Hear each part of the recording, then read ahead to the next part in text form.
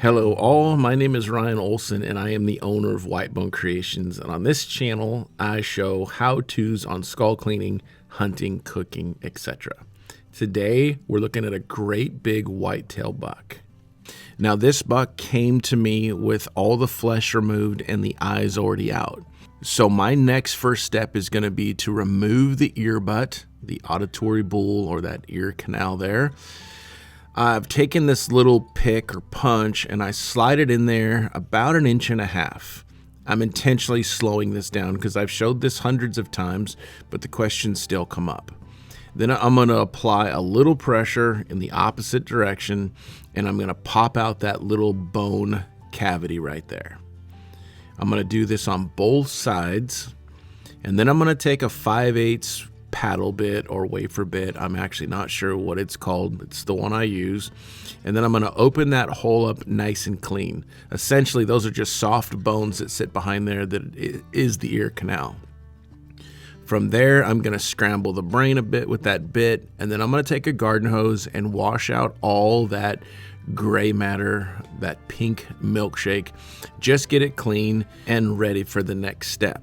Now you can see that this skull looks all fleshy and white like it's been underwater for some time. It actually has.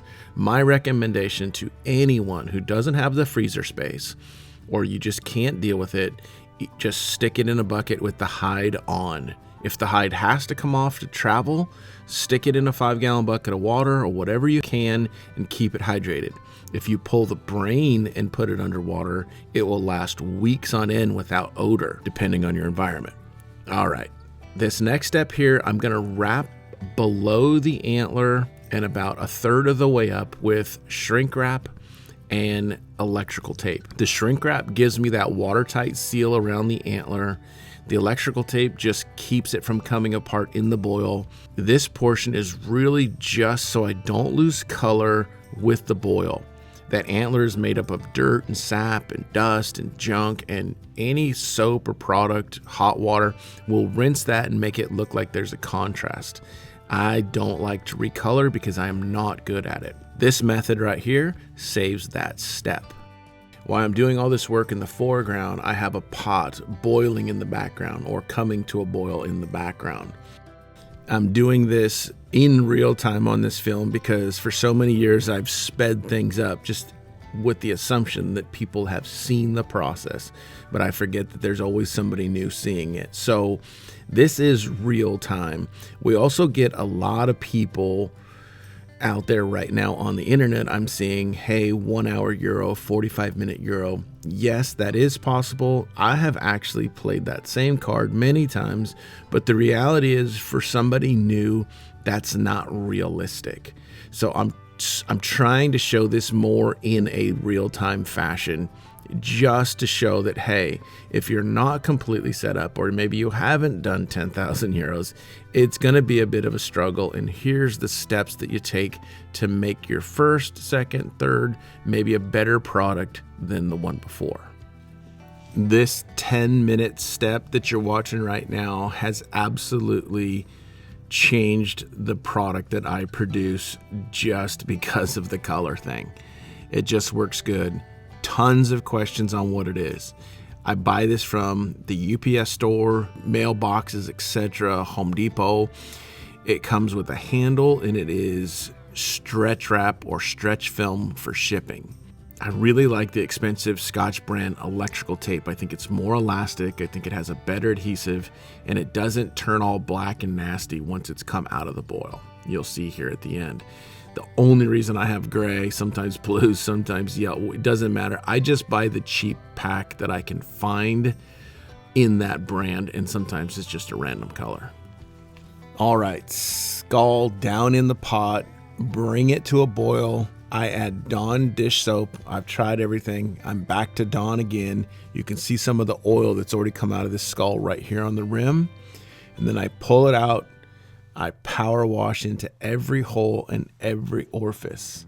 Anywhere there's meat or tissue, make it go away.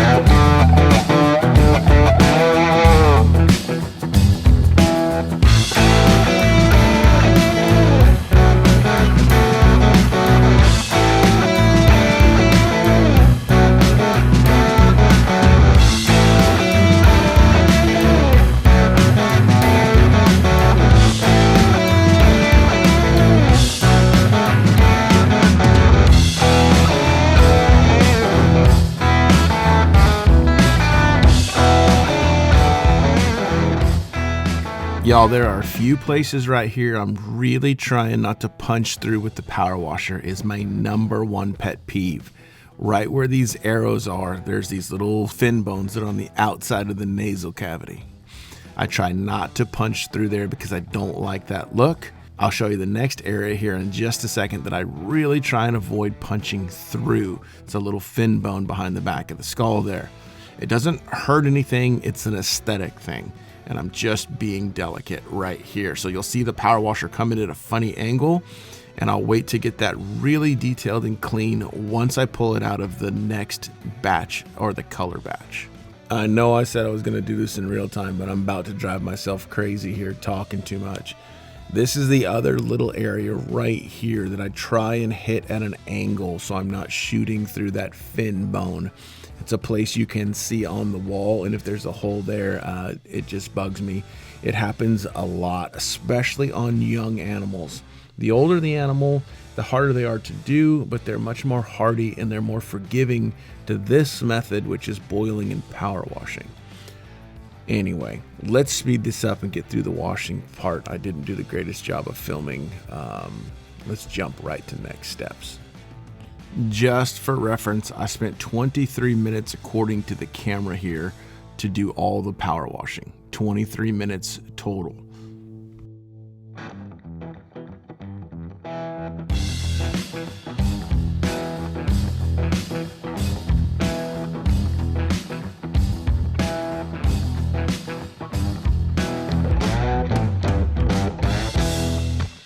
All right, with my skull 97% clean, I washed out my bucket, put a whole new batch of clean fresh water in there, and a half gallon of Aquasilk shock oxidizer.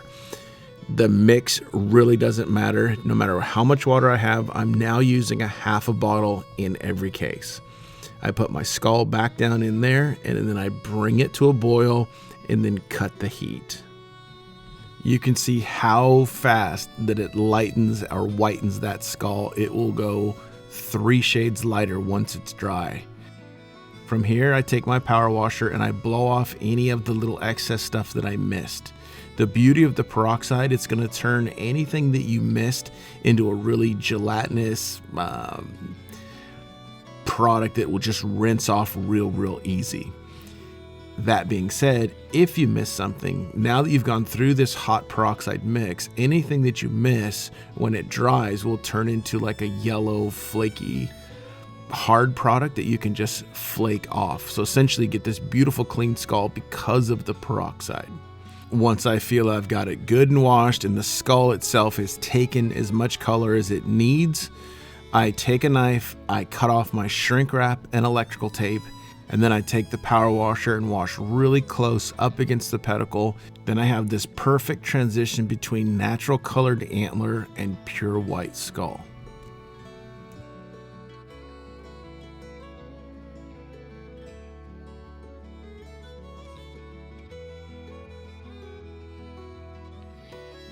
Once it's washed, I set it in the sun or set it in front of a fan to dry, and then boom, final product. Monster whitetail, all finished up. Just an absolute gorgeous specimen. Almost looks plastic. For those of you that have been around a while, yes, this is pre-mop and glow. I did put a coat on before the client got it. Congratulations to the hunter. If you're on the fence about doing your own Euros, just give it a go. All right, y'all. Go outside, be kind to one another, do cool stuff.